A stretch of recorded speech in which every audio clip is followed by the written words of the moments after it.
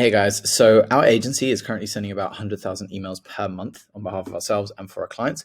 Um, and these are some of the things that I'm learning at the moment, or managing that kind of level of scale of how many emails, and then being able to kind of see the patterns of data that we get in from all of these campaigns that we're running for our clients. So the first one is here, and this is a really, really important one. I've talked about it on several recent videos. You need to respond to the leads quickly. The quicker, the better. If you can respond within 5 minutes, 10 minutes, 15 minutes, below 30 minutes, that's really ideal. The worst one is if you are, and this happens for us because we have clients that actually are in Australia and targeting US. We obviously completely different time zones.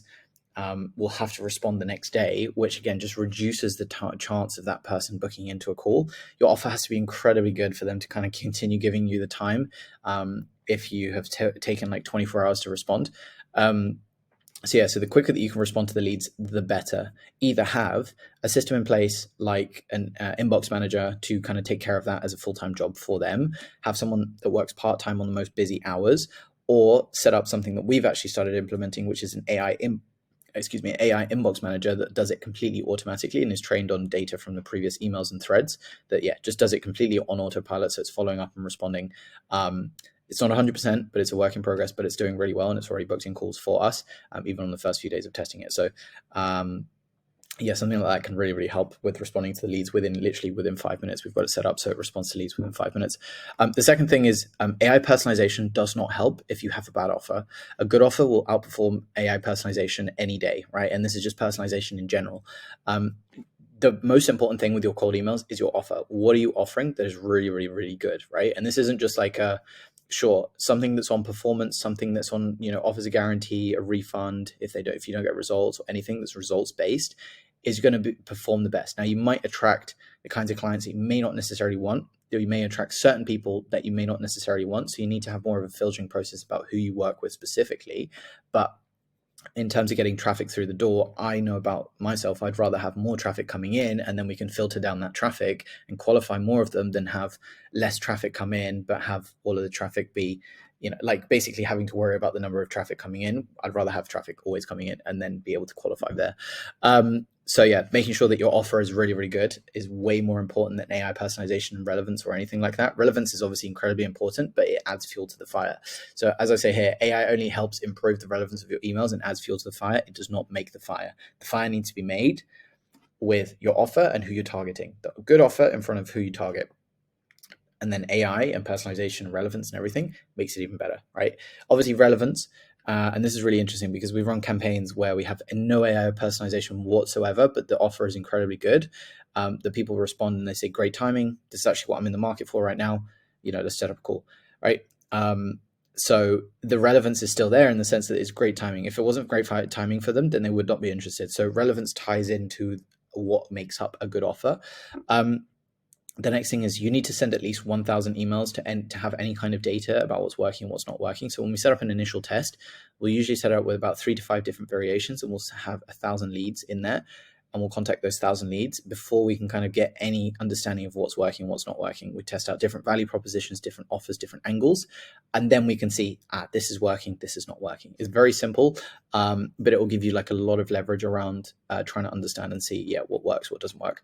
The next thing is if you have a big TAM, use a two-step sequence so you can send more first emails and reach more people. So if you have a big TAM of say like 20,000, 50,000, 100,000 prospects, let's just say you're working like targeting real estate agents, or you target like, I don't know, just C-suite in general, right? You've got a huge TAM. You can target globally, you can target all this stuff. You've got literally hundreds of thousands, if not millions of prospects that you can go after. You've got a huge TAM. Why spend time doing like loads of follow-ups, like 4 or 5 step follow-ups and everything, when you could actually just reach more people? So I would rather set up a campaign where we have maybe like a 2-step, and the second step is either a value add or a follow-up or a bump email. And then most of the emails that we send are just the initial email to get people's attention, basically, with like a direct response offer. Or you can test out a lead magnet, and you could test out those different types of offers there. But if you've got a big TAM, so I would say classify anything as big TAMs over like 50K prospects. Then use 2-step. If you've got less than that, maybe use 2 or 3 steps. If you've got less than 10K, then definitely use more than 2 steps. But if you've got between sort of 10K and 50K prospects in your TAM, then maybe use 2 or 3 steps. But you want to get through more of those leads, so they see your first email like more times. You want to get your first email in front of more people is what I'm trying to say, rather than get it in front of a select number of people, but do the follow-ups and everything. You don't want to do that. The next thing is recycle your leads every 2-3 months. So every 2-3 months, go into Smart Lead or whatever it is, and you can filter it by people that didn't open your email or haven't responded.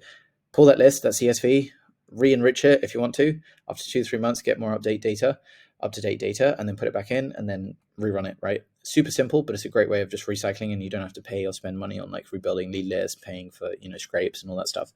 And it works very well. And people don't remember your emails from 2 months ago. People don't remember your emails from 2-3 weeks ago, right? They don't care. So there's a reason why you haven't jumped on a call with them, because they just don't care. They don't care enough. So if they don't care enough or they're too busy, then they won't remember. They have a million other things on top of their head. And I can't remember a cold email that I got within the past week or two. I can't remember a cold email that I got within the past week or two, other than one actually, which stood out quite well, but it was quite funny. But yeah, most people won't remember. The next thing is the more relevant, sorry, I missed that one. Set up subsequences to auto follow up with your leads. I've made other videos on this and I've gone into full detail of this, but this is basically just going to make sure that leads don't fall through the cracks. If someone responds to you, rather than you having to manually follow up every single time, you can set up subsequences that will then respond to that lead over time, so that you're staying top of mind. You're obviously not bombarding them with stuff, but you're just keeping top of mind and following up. Hey, you checked in with us, or you messaged us and responded and you were interested. Are you still interested? Here's some more value. Here's some more stuff, case studies, all that stuff. So make sure those are on and set up properly. The more relevant social proof you have, the better. So if, for our example, we reach out to marketing agencies, we want to have case studies around marketing agencies that we've helped, right? It works really well. But if you're reaching out to software, you don't want to have case studies of healthcare. It doesn't make any sense. They don't care. It has to be relevant. The more relevant, the better. If it's their direct, industry direct, like company size and everything, even better. So yeah, the more relevant case studies you have, the better, which is why it's better to work with maybe a wider variety, build up those case studies and kind of narrow down from there of which ones you actually can get the best results for and which ones you can kind of work with and you enjoy the working with the most.